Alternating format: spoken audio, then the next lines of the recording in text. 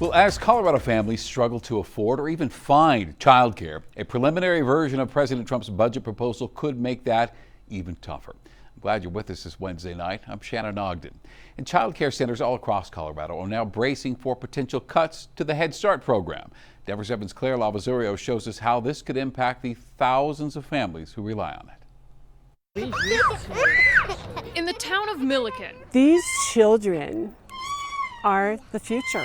All 72 spots at Blooming Little's Learning Center are full. Do you guys want to race? Yeah. Owner Vicki Barron knows there's an overwhelming need for early childhood education in her community, but there aren't enough daycares to fill that need. Here in northern Colorado, they do consider a lot of this a desert for childcare. Now the White House is considering a budget proposal that would leave more than 11,000 children in Colorado without access to early childhood education.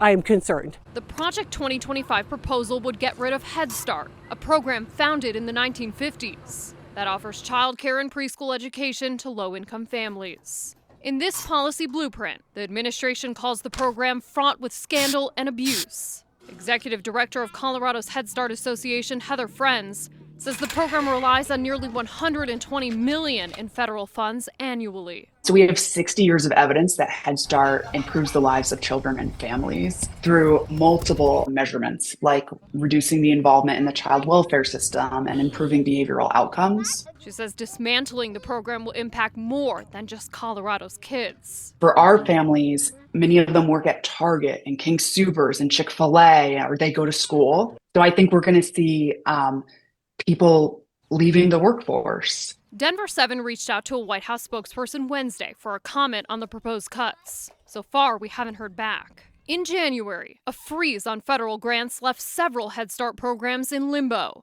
including those in the Milliken area. Barron says that's when families started calling her for help, but with a full center. I felt like my hands were tied because really, there was not a lot I could do. She hopes the program won't be eliminated altogether before Colorado finds a solution for families. We just don't know what is the answer. In Milliken, Claire Lavazurio, Denver 7. And state lawmakers are working on lowering the cost of child care. Governor Polis signed Senate Bill 4 into law just at the end of March. This requires child care centers to refund application, deposit, or waitlist fees if a child is not enrolled within 6 months, but a family has to submit a written request to get that refund.